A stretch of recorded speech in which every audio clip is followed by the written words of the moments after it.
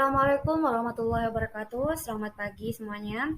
Pertama-tama marilah kita panjatkan puja dan puji syukur kepada Allah Subhanahu wa taala karena telah memberikan rahmat, kesehatan dan keselamatan sehingga kita dapat menyelesaikan tugas ini. Kami dari kelompok 6 akan membahas tentang materi tentang edukasi keragaman hayati di masyarakat. Perkenalkan, nama saya Fatmah dan anggota kelompok saya adalah Fahira Aftanaila, Febrianti Galuh Kirana Putri, serta Aisyah Abidatul. Sebelum saya menjelaskan tentang edukasi keragaman hayati di masyarakat, maka saya akan membahas sedikit saja tentang ancaman keanekaragaman hayati. Keanekaragaman hayati adalah keanekaragaman organisme yang menunjukkan keseluruhan atau totalitas variasi. Keanekaragaman hayati adalah variasi kehidupan yang ditemukan di suatu tempat di bumi. Keanekaragaman hayati menggambarkan bermacam-macam makhluk hidup. Keanekaragaman dari makhluk hidup dapat terjadi karena adanya perbedaan warna, ukuran, bentuk, jumlah, tekstur, penampilan, dan sifat. Tingginya laju pertumbuhan penduduk, deforestasi, konversi kawasan hutan, kebakaran hutan, pencemaran, perubahan iklim, masuknya jenis asing yang bersifat invasif, serta degradasi dan fragmentasi habitat merupakan beberapa faktor ancaman terhadap keanekaragaman hayati. Menurut laporan World Wildlife Fund yang berjudul Living Planet Report tahun 2020, ancaman terhadap lingkungan di dunia semakin serius. Hal ini tercermin dari jejak ekologis, sebuah tolak ukur dampak dari kehidupan manusia terhadap alam yang terus mengalami peningkatan. Ancaman terbesar utama bagi keanekaragaman hayati di seluruh wilayah dunia adalah karena perubahan penggunaan lahan dan air, yaitu 50%. Perubahan penggunaan lahan dan air dalam hal ini yaitu penebangan yang dilakukan terus-menerus, pertanian yang tidak berkelanjutan, serta penebangan atau penggalian.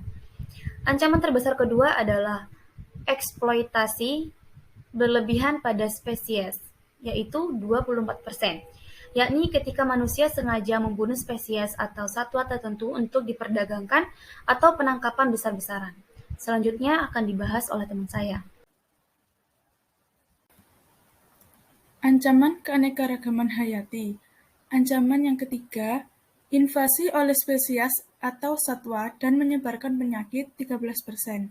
Invasi oleh spesies atau satwa tertentu terjadi karena habitat asli mereka yang rusak, sehingga mereka mencari habitat lain dan akan menyerang spesies atau satwa asli.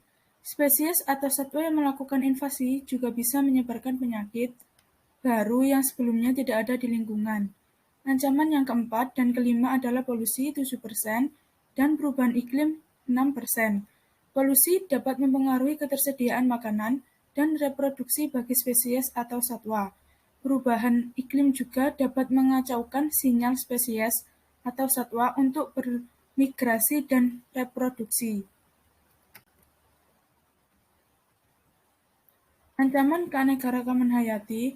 Laporan tersebut juga menyebutkan bahwa dunia telah kehilangan lebih dari 2/3 populasi satwa liar dalam waktu kurang dari 50 tahun, pada tahun 1970 sampai 2016.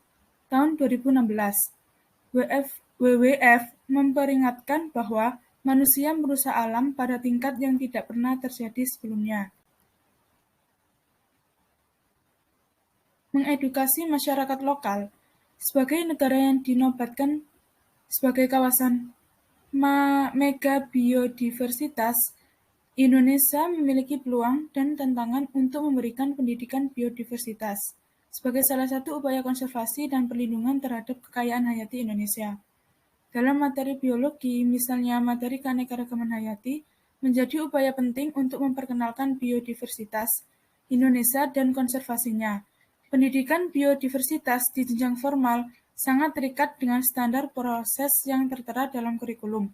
Apabila melihat pada esensi kompetensi dasar pendidikan, materi keanekaragaman hayati mengandung makna yang mendalam, yaitu sebuah upaya penyelamatan keanekaragaman hayati yang dimiliki oleh Indonesia.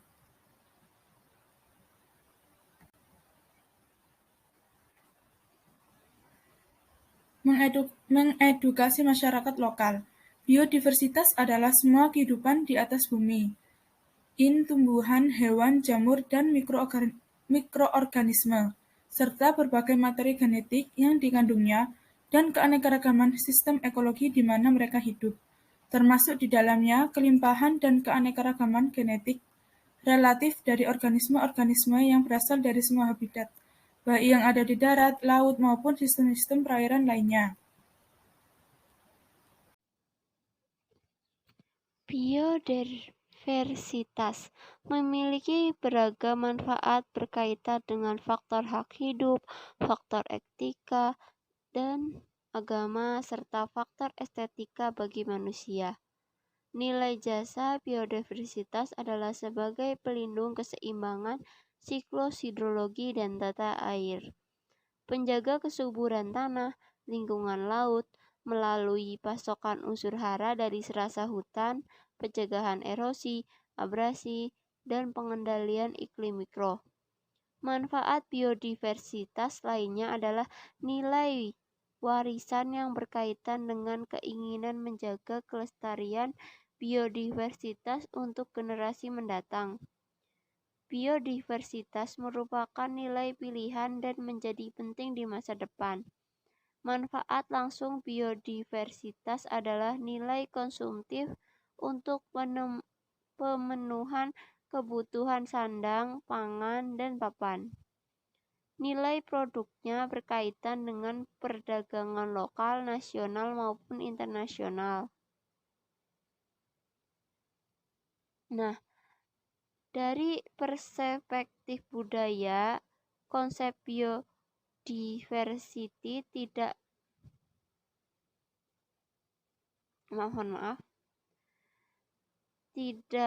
lepas dari faktor manusia yang memiliki tanggung jawab terhadap keberlangsungan keanekaragaman yang ada di muka bumi.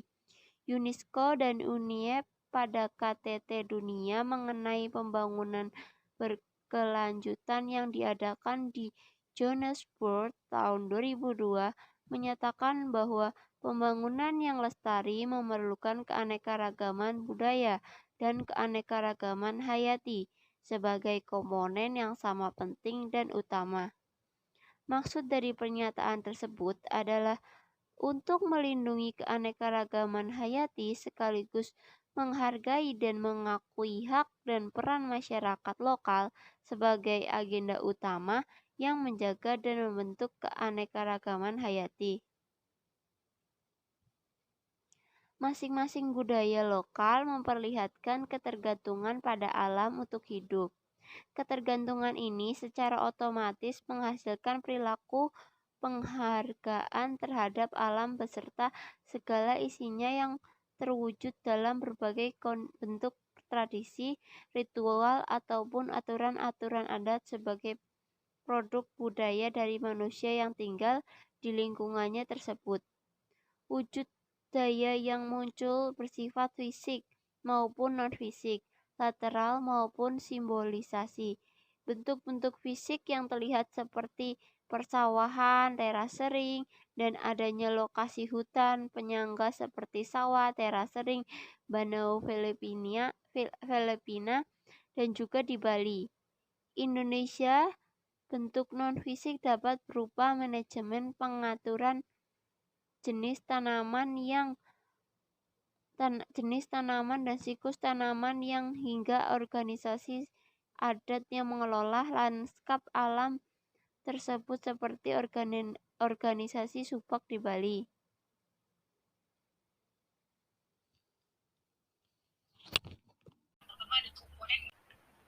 Upaya peningkatan apresiasi dan kesadaran akan nilai biodiversitas. Kurangnya pemahaman kita terhadap nilai-nilai keanekaragaman hayati, terutama peran dari banyak spesies dan ekosistem, serta perannya di dalam fungsi ekosistem, di mana pemahaman tentang konsep dasar, nilai, dan manfaat dari biodiversitas dapat dilakukan dengan beberapa cara.